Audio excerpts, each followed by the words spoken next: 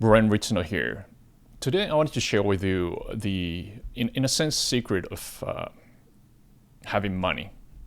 Uh, and it's not quite a secret, but it seems very difficult for many of us.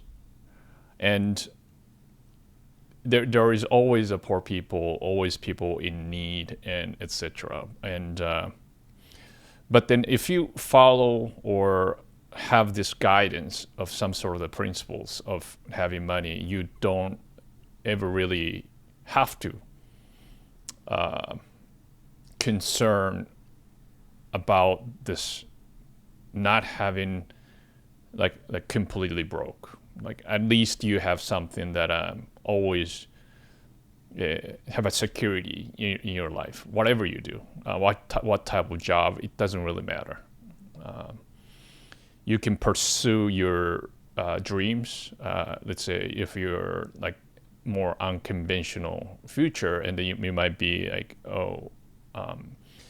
not really getting robust income for a foreseeable future because you're taking like, let's say, artistic work or a more like mundane work, right? Like very conventional work that doesn't really quite pay that much, like let's say teachers or things of that nature. But as long as you have this the principles and they utilize well, of course it's not easy, but there's a way for everybody to get, at least if you have the access to it, and this global structure, like where you can access to various services online, you should be able to do this.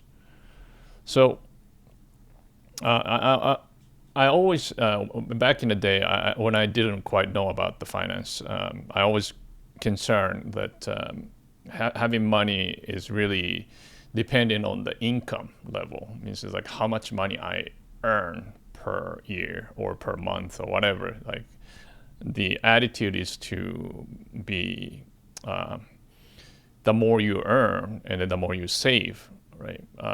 You're gonna have money. Like very linear thinking. It's obvious. You make money and then you save and then you just accumulate it. But then what I realize is that very simplistic notion of it, just earning just a little, like a small percentage of income from a bank or whatever, doesn't quite accumulate the wealth, the money that you need to feel I'm going anywhere. Just because that the growth of the money is slow, no matter how much I save. I'm in general very frugal, and but then it seems very slow, and it just no matter how much I calculate it, it just doesn't go as far as I want it to go. At least like have some sort of like savings or whatever that money, and then do whatever I need. That just cannot happen. So. And another issue I had was like, since frugality is important, but then my mind gets very narrow. It means like a scarcity mindset, because I can't go there. I don't want to do this just because I don't have money, or I don't want to spend it on it. Right? It's not like a focus is like, okay, I'm going to do this for the good, even though it costs a little bit of money. It's worth it. It didn't quite have that. Push. So I might have probably missed quite a lot of opportunities for a better experience, just because I wanted to save a few dollars here and there. So that would be the trap if you just got into this mindset that building wealth is just to earn money and then like save money, like penny saves, penny earned, that type of very basic mentality. This is important, but then gotta go a step further. So what do we need here, right? The challenge really is that let's say, okay, you got to pay the rent, food, or like all these expenses, and you can't really have certain amount of money per se, right? Like at the end of the month, you get broke, and then really you can actually cover. You might overspend, and then you might get into credit card debt and stuff. And if you are in that type of a situation, the first thing you have to really understand is you don't really need to spend that much money. It means it's like you don't have to experience everything there is out there to enjoy life. Instead of going to a cafe and then grab like spend $10 with a tip, and like quite ridiculous lately, but you don't have to do that kind of things. Of course, that's enjoyable and whatever, but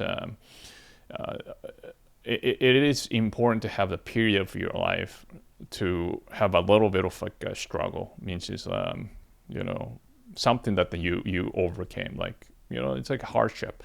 It's a good period of time, like probably like a year or two. Having this type of like living it on a shoestring, so to speak, right? That's fine. I mean, in a sense, everybody should have that type of period of time to kind of go through this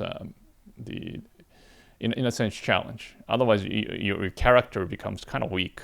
Like you always have something going on, plenty of food and things.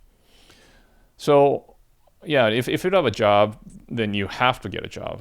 Like earning something is going to be the foundation, at least in the beginning. And not spending on it. So make sure that you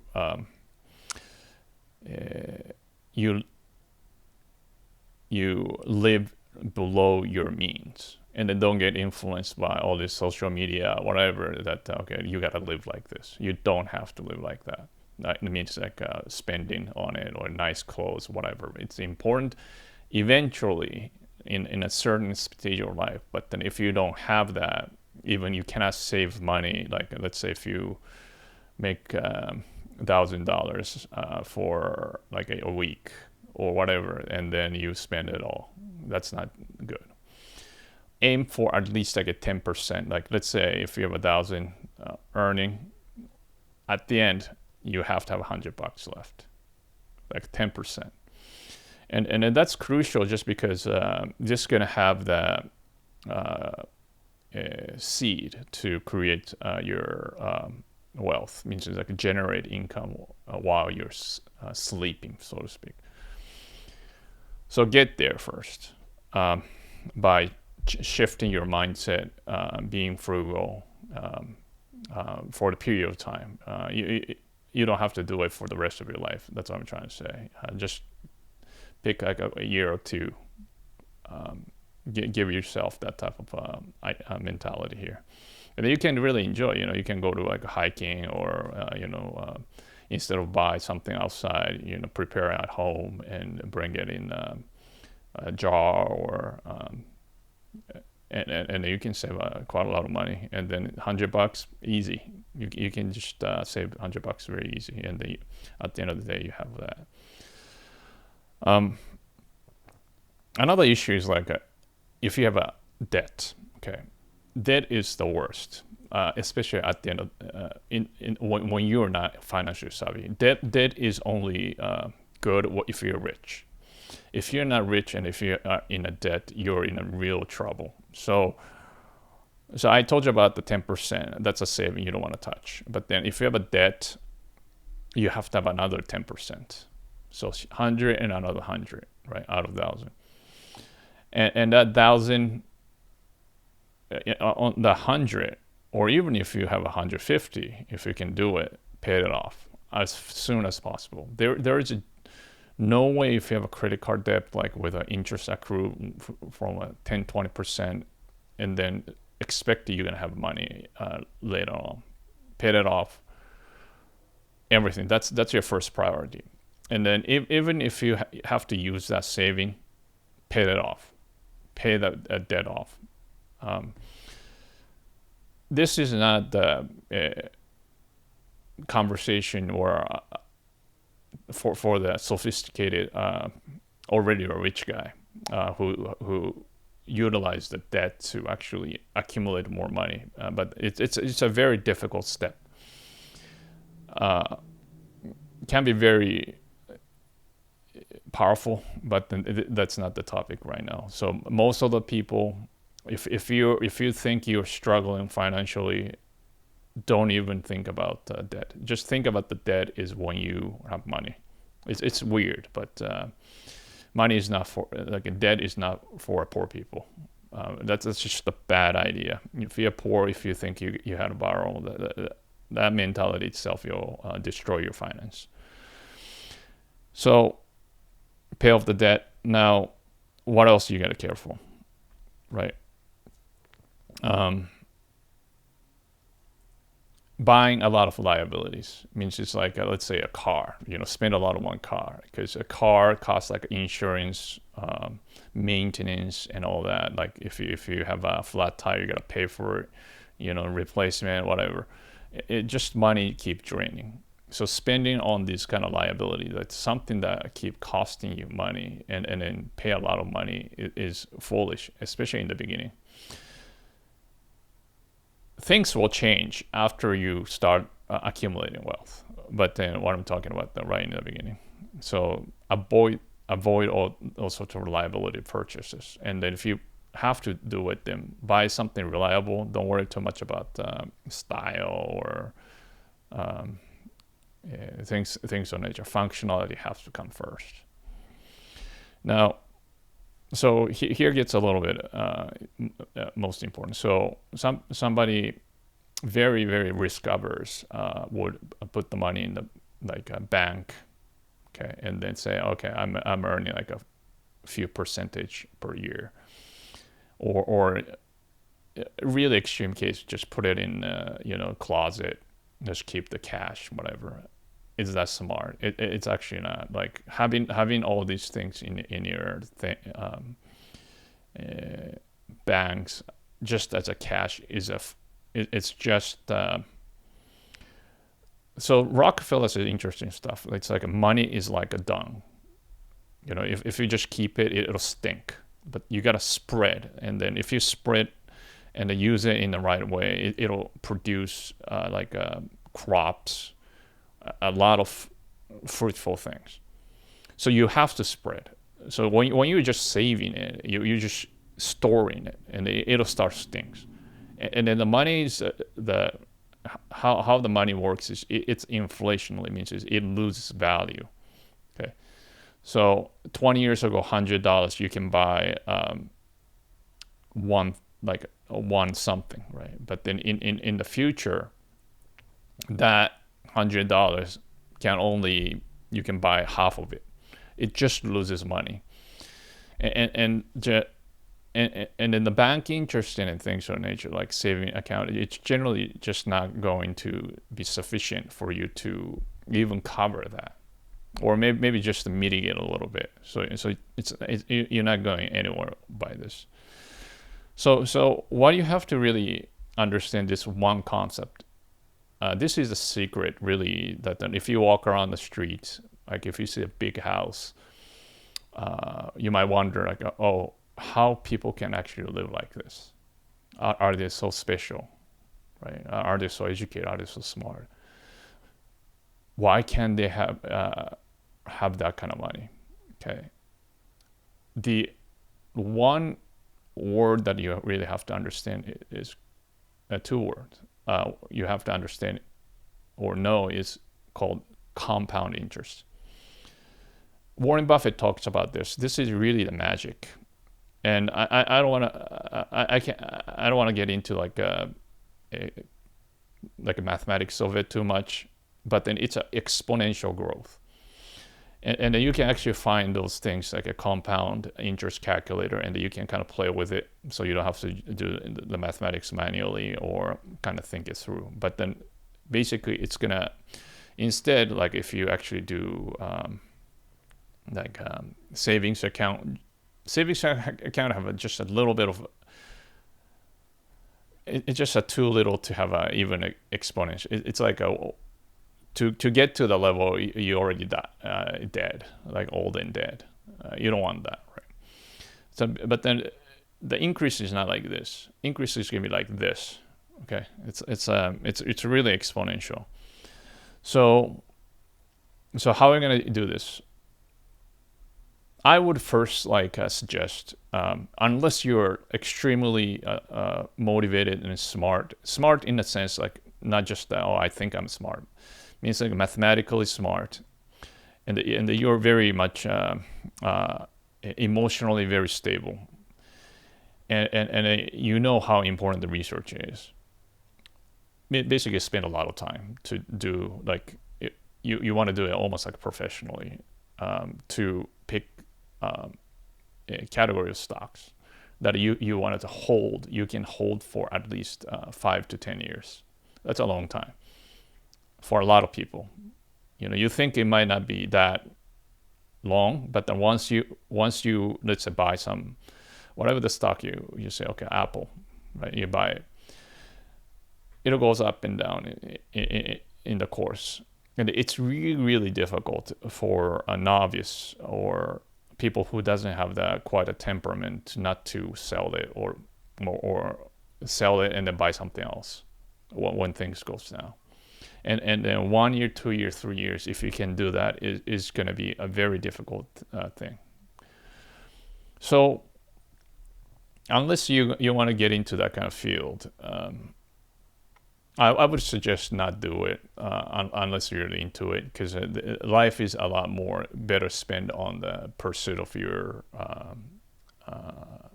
authentic career or something beneficial than picking stocks.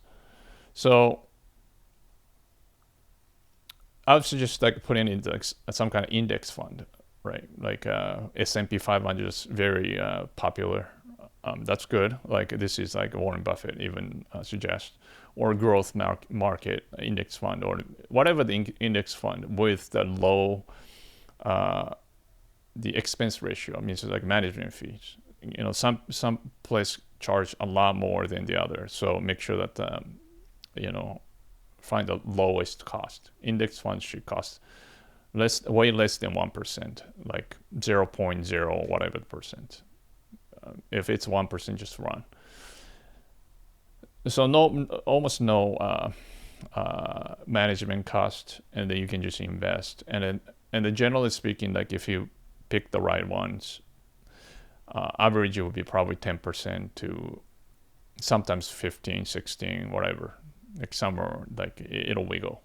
Some year it's not that good, some year good, but put your whatever the savings you're about to put it into that mutual fund, like index fund, and then do it regularly. Like you can do it weekly or you can do it monthly, but then just do it.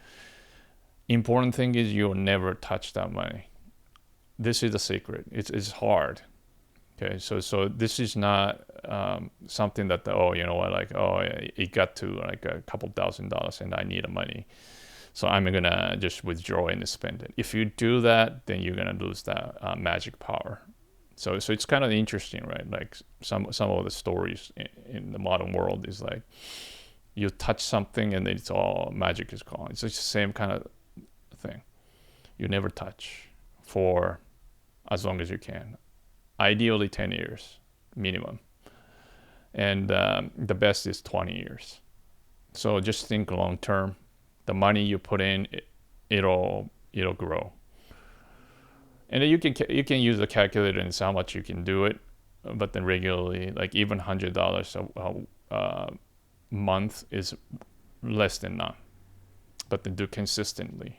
Like maybe the more you put in, it's faster. Do it that way. And it's really, the culture is like rich get quick, but then generally speaking, if you have that mindset, is probably the slowest to make money, because you're going to make mistakes a lot. And you caught up in the wrong type of game, like rich get scheme, and then these are generally run by charlatans, and they'll rip you off, and then you're going to lose money, and then you're going to do it again. And then your mindset is still a rich get quick. So you're gonna act rationally, and you'll lose money. Okay. Really, the key mindset is really the rich slow. It's funny, but then that's the fastest way. If you do this like in a 10, 20 year span, right?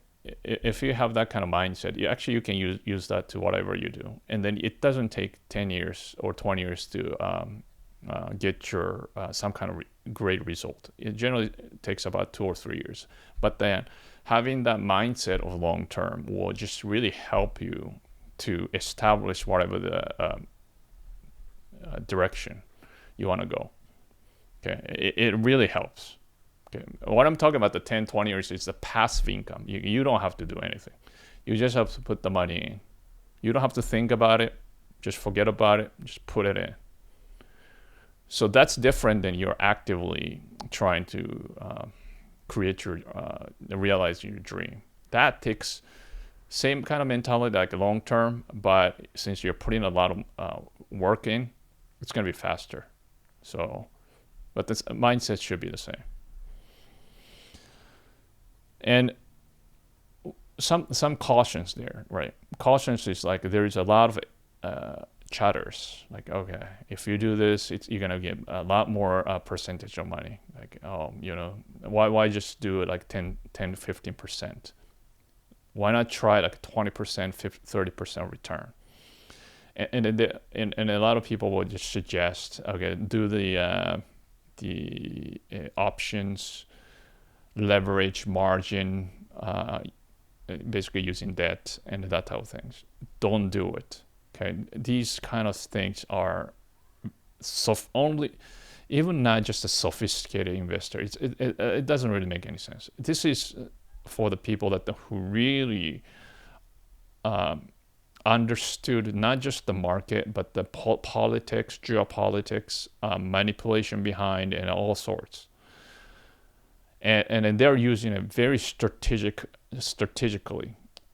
with the people that they have millions of money behind, and even those people who are reckless are gonna lose it all. So this is gonna be a loser's game. So don't get greedy on this type of investing. But I would say I would go for like, some people who are more like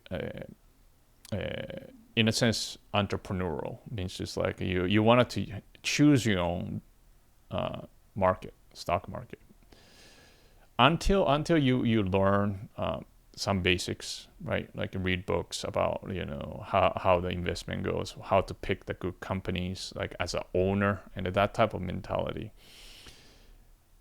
Then don't do it. But if you are, then you might have some sort of better satisfaction than putting into the index fund. But then that's very risky as well, and then you're probably going to lose a lot of money. Hopefully not, but yeah, it's a tough call. Yeah, it's really up to you. But my suggestion for the most means is, unless you want to spend at least a few hours of study of a market, at least for a few years, like looking at the books and then researching, just put it in the index fund. Otherwise, it's going to be the loser's game. Sometimes you get lucky. And you'll hear that those lucky people's, I bought a Apple stock or Amazon stock, and then I forgot about it, And then when you realize it, like when you open up, it became $1 million or whatever. But that's very rare. It's not replicable. I'm not talking about the replicas. I'm talking about something that everybody can do it if you stick to these principles. So, as long as you use the power of this compound interest wisely, and this is actually whatever you do, right? Like if you do the business or whatever, that's the idea. You get the profit, not just use it all. You're gonna put it back and they keep making it bigger and bigger. So that's the compound interest, like same concept. Then you eventually going to have the wealth, that creating that passive wealth generating while you're sleeping. And then not just you have a financial security, but then you will have the more resources to do whatever you want to do with the confidence, with the abundant mindset. And as long as you avoid the pitfalls that I mentioned, everybody can do this. And being a millionaires is really a matter of time. Thank you for watching. Please share your ideas in the comment section below to help each other, and hit like and the subscribe buttons so you get notified of the next video. See you next time.